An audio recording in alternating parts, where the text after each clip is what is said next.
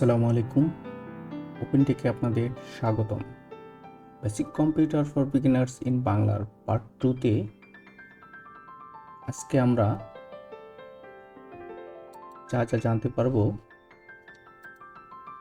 Part 2তে icon, view, sort by, taskbar, pin, unpin, start, search, folder, minimize, maximize, restore down, close, এই 10টা tricks আজকে আমরা শিখব।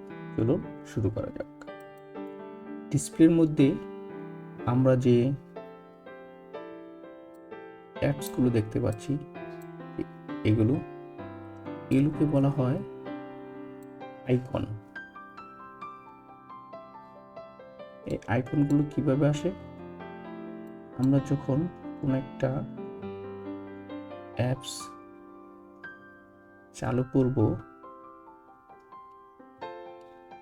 যেমন এক্সেলটা যদি আমি টান দেয় এদিকে নিয়ে আসি, তাহলে এটা এখানে চলে আসবে, এই আইকনটা এখানে চলে আসবে। তখন আমরা ইজিলি এটাকে ওপেন করে এক্সেলে কাজ শুরু করতে পারব।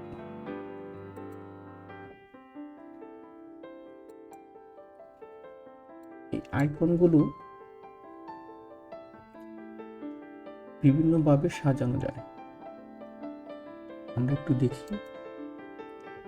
আমরা মাউসের রাইট বাটন ক্লিক করে ভিউ আসব। ভিউ এসে লার্জ আইকনকে যদি আমি বড় করতে চাই, তাহলে লার্জ আইকনে চাপ দিব, তাহলে আইকনগুলো বড় হয়ে যাবে। আমরা যদি ভিউ গিয়ে মিডিয়াম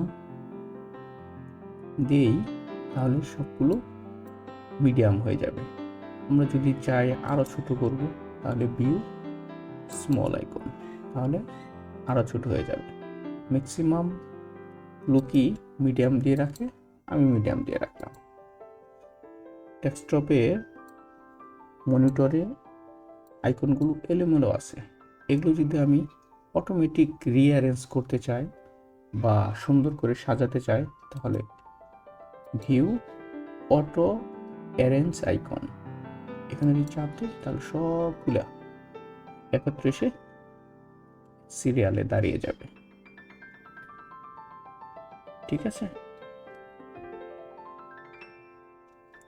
এখন আমরা দেখি শর্ট বাই কি আছে। এগুলো যদি আমি নাম আকারে সাজাতে চাই, যে আইকনগুলো আছে, তাহলে শর্ট বাই নেম অনুযায়ী সাজানো আছে। আমি যদি সাইজ অনুযায়ী সাজাই, যে কোনটা বড় থেকে আস্তে আস্তে ছোট আসবে, তাহলে আমরা সাইজে ক্লিক করব, দেখেন চেঞ্জ হয়ে গেছে। আমরা যদি আইটেম টাইপ অনুযায়ী সাজাই, তাহলে এরকম আসবে। এবং আমরা যদি ডেট অনুযায়ী সাজাই, তাহলে এরকম আসবে। যে যেরকম ভাবে সাজাতে চায় সেরকম ভাবেই সাজাইতে পারবে। আমরা নেম বাই রেখে দিলাম। আর এই ডিসপ্লের নিচের অংশে যে অ্যাপসগুলো দেখতে পাচ্ছি, এই যে দেখেন, এগুলো সহজে যাচ্ছে না, কারণ হচ্ছে এগুলো আমরা পিন করে রাখছি। আর এইটা ডিসপ্লের নিচের অংশ, এটাকে বলা হয় টাস্কবার। এই টাস্কবার থেকে সহজেই আমরা কোনো একটা অ্যাপস ওপেন করতে পারি। এরকম আমি যদি হোয়াটসঅ্যাপ ওপেন করি, যেখান থেকে ইজিলি হোয়াটসঅ্যাপ ওপেন হয়ে গেছে, এখান থেকে ক্লোজ করে দিই। যে কোনো অ্যাপস আমি যদি এখানে এখন আমি অ্যাপস আনবো কিভাবে? আমরা কয়েকটা ভাবে অ্যাপস এখানে আনতে পারি। যেরকম বিএলসি প্যাড, এখানে চাপ দেওয়া ধরে মাউসে এখানে যদি এনে রেখে দিই, তাহলে এটা চলে আসবে।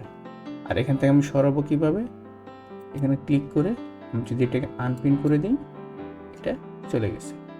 এটা একভাবে আনা যায়। আরেকটা আনা যায় হচ্ছে, এটা ওপেন করলাম, বিএলসি মিডিয়া প্লেয়ার ওপেন হয়ে গেল, তখন এটা আমার টাস্কবারে চলে আসলো। যদি আমি কেটে দেই, তাহলে এটা টাস্কবার থেকে চলে যাবে। আর যদি এটা ওপেন ওপেন করার পর এটাকে আমি যদি রাইট বাটন ক্লিক করে এই যে এখানে আছে পিন টু টাস্ক বার, যদি টাস্ক বারে রেখে দেই তাহলে এটা টাস্ক বারেই থেকে যাবে। তখন আমরা যে কোনো সময় এখান থেকে সহজেই শুরু করতে পারবো। যদি আমি এখান থেকে শুরু করতে চাই, এখান থেকে কোনোটা আনতে চাই, তাহলে আনতে পারবো। যেরকম অব্র এখান থেকে এনে এখানে ছেড়ে দিলাম, তাহলে এখানে আমার অব্রটা টাস্ক বারে রয়ে গেলো। যে কোনো সময় টাস্ক বার থেকে এখান থেকে শুরু করতে পারবো। ঠিক আছে, এগুলো আমার তেমন ইম্পর্টেন্ট না, সেজন্য এগুলো আমরা আনপিন করে রাখতেছি।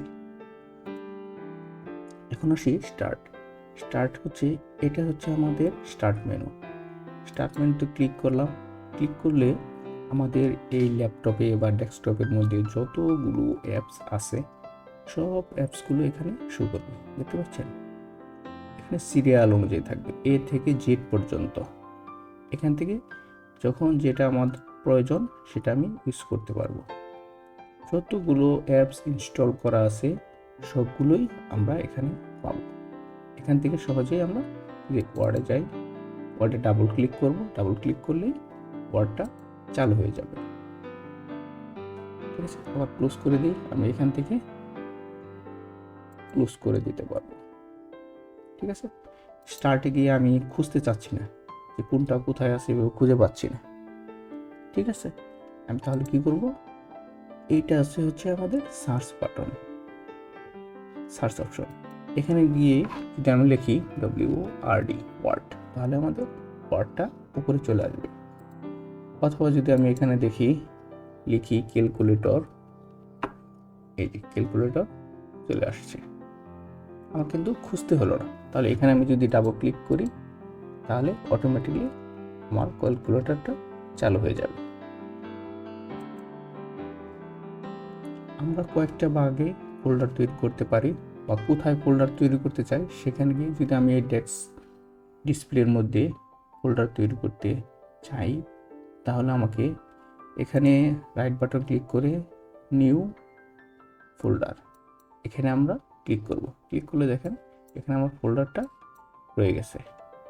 এখানে থেকে এদিকে আসতেছে না, দেখছেন এদিকে আসতেছে না। তার কারণ হচ্ছে এখানে আমি অটো অ্যারেঞ্জ আইকন দিয়ে রাখছি। এটা যদি আমি উঠিয়ে দিই তাহলে এটা এদিকে আসবে, এদিকে আসবে। এই যে আমাদের নিউ ফোল্ডারটা ক্রিয়েট হলো, অটোমেটিকলি কিন্তু একটা নাম ধারণ করছে। কি নাম ধারণ করছে? New folder 3। কারণ এর আগে আমার নিউ ফোল্ডার 2 নামে দুইটা ফাইল আছে। এখন এটাকে আমি অন্য একটা নাম দিতে চাচ্ছি। যেমন নাম দিতে হলে কি করতে হবে, এখানে ক্লিক করে রিনেম, এখানে ক্লিক করতে হবে। যেরকম আমি দিই ঢাকা,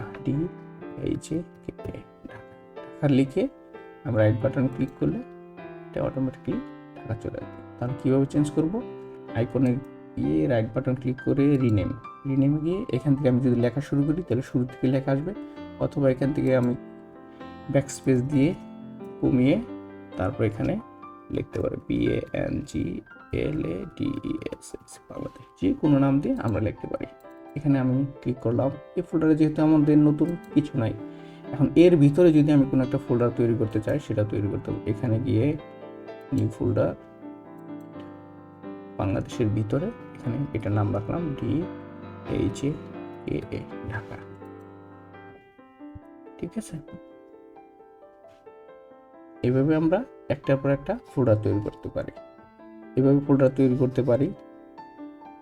আবার যদি চাই আমি মাই কম্পিউটারের ভিতরে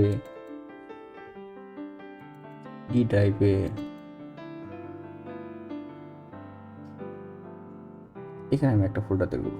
এখানে আপনার এই যে দেখেন আপনাদের নিউ ফোল্ডার নামে একটা ক্রিয়েট আছে, এখানে যদি চাপ দেন অটোমেটিকলি একটা ফোল্ডার ক্রিয়েট হয়ে যাবে। ঠিক আছে, আরও ফোল্ডার তৈরি করতে চান অটোমেটিকলি ক্রিয়েট হয়ে যাবে। এখানে নাম চেঞ্জ করতে চান অটোমেটিকলি নাম হয়ে যাবে।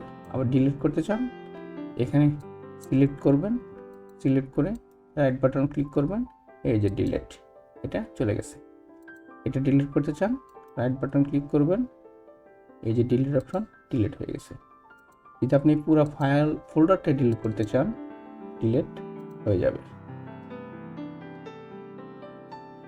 আর হচ্ছে এই যে আপনারা যেটা দেখতে পাচ্ছি এটা হচ্ছে মিনিমাম, এটা হচ্ছে রিস্টোর, এটা হচ্ছে ক্লোজ। আমরা মিনিমাম দিয়ে যখন একটা চাপ দিব, এখানে ক্লিক করব, এটা এখানে চলে আসবে, টাস্ক বারে চলে আসবে। যখন আমরা টাস্ক বারে আবার চাপ দিব, দেখবেন এখন অটোমেটিকলি আবার চলে আসছে। আর এটা হচ্ছে রিস্টোর ডাউন, হচ্ছে এই ডিসপ্লেটাকে একটু ছোট করা। এখানে ক্লিক করে দেখেন ছোট হয়ে গেছে। এটাকে যদি আমি আরও ছোটো করতে চাই, তাহলে এখানে চাপ দিয়ে আস্তে আস্তে যদি দেখি দিই, যতটুকু প্রয়োজন ততটুকু ছোট হয়ে যাবে। আবার এদিকে চাপ দিই, বাইরের দিকে দেখেন আরও বড় হয়ে যাচ্ছে। এটাকে এইখানে ধরে যদি আমি নিচের দিকে আনি, তাহলে দেখেন সব দিকে নড়াচড়া করতে পারতেছেন আপনি। এখানে ধরে ক্লিক করে চাপ দিয়ে এদিকে নড়াচড়া করতে পারেন। যদি আমি চাই যে এইভাবে আমি ছোট করব না, এক সাইড থেকে না, আমি সমান চতুর সাইড থেকে সমান করব, আর এই যে এখানে কর্নারে এসে সমানভাবে চলে আসবে। ঠিক আছে, একটার মধ্যে আমি দুইটা ডিসপ্লে রাখতে চাই, এই ডিসপ্লের মধ্যে দুইটা জিনিস রাখতে চাই, এটা একটা রাখতে চাই, পিএলসি প্লেয়ার একটা রাখতে চাই। তাহলে আমরা কী করবো, এটাকেও একটু স্টু ডাউন করবো, এটাকে স্টু ডাউন করবো। বুঝছেন, দুইটা স্টু ডাউন হয়ে গেছে। এখন আমি দুইটাই একটা ডিসপ্লের মধ্যে রেখে দিতে পারছি। আমরা এখান থেকে গান দেখতে পারবো, এখান থেকে কোনো কিছু লেখার প্রয়োজন হলে এখানে আমরা লিখতে পারবো। এটা হচ্ছে ক্লোজ। এটার মাধ্যমে কি হবে, এটা ক্লোজ হয়ে যাবে অটোমেটিকলি, এখান থেকে চলে যাবে, ডিসপ্লে থেকে চলে যাবে। আর এই ডিসপ্লেটাকে যখন বড় করতে চাই, তখন কীভাবে বড় করবো, এই যে আছে হচ্ছে আমাদের ম্যাক্সিমাম, ম্যাক্সিমাম করলে এটা পুরো ডিসপ্লে হয়ে যাবে। ঠিক আছে, আমরা এটা দিয়ে ডিসপ্লেটাকে একটু ছোট করব, এটা দিয়ে আমরা বড় করব। আরেকটা জিনিস আছে, আমরা যদি এইখানে মাঝামাঝি এইখানে উপরে যদি আমরা ডাবল ক্লিক করি, তাহলে কিন্তু এটা ম্যাক্সিমাম হয়ে যাবে। ঠিক আছে, এখন এখান থেকে আমরা যেগুলো পুশ করে দিই, এখানেও থাকে না, এখানেও থাকে না, বা এই যে ফোল্ডারটা, এই ফোল্ডারটা আমরা যখন ডিলিট করে দিলাম, এই যে ডিলিট করে দিলাম বাংলাদেশ ফোল্ডারটা, এটা অটোমেটিকলি চলে আসছে রিসাইকেল বিনে। ঠিক আছে, এই যে বাংলাদেশ নামে ফোল্ডারটা রিসাইকেল বিনে চলে আসছে। এটাকে কিভাবে ব্যাক নেওয়া যায়, সব ডিটেলস রিসাইকেল বিন থেকে আমরা নেক্সট ক্লাসে শুরু করব। আমাদের নেক্সট অপশন, নেক্সটে আমাদের কি কি থাকছে সেটা আমরা একটু দেখে নিই। নেক্সট পার্টে 3তে থাকছে রিসাইকেল বিন, মিডিয়া প্লেয়ার কীভাবে কাজ করে, পিকচার কীভাবে কাজ করবে, আমরা ডেস্কটপের ডিসপ্লে ডেট এবং টাইম কীভাবে চেঞ্জ করব সেটা জানতে পারবো। হচ্ছে কম্পিউটার সিস্টেম সম্পর্কে জানতে পারবো, পেন ড্রাইভ কীভাবে ইউজ করতে হয় সেটা জানতে পারবো, কীভাবে কম্পিউটারের গতি বৃদ্ধি করতে হয় বা রান করতে হয় সেটা জানবো, ভয়েস রেকর্ড কীভাবে করতে হয় সেটা জানাবো, ক্যালেন্ডার ক্যালকুলেটর কীভাবে কাজ করে সেটা আমরা নেক্সট ক্লাসে জানতে পারবো। ওকে, থ্যাংক ইউ, ভালো থাকুন সবাই।